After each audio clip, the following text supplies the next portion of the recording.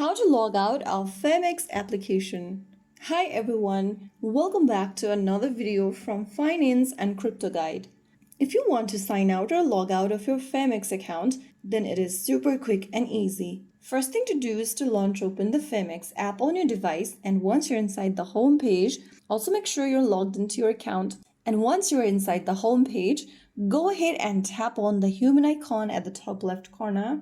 And from the expanded menu, go ahead and tap on your email address or your name at the top of the screen, and it'll open the personal information tab. Here from the personal info section, go to the bottom and you'll see the logout button. Tap on it and click on logout in the pop-up to confirm. Soon after you do that, you will be logged out of your Phemex application. So the process is quite easy, isn't it?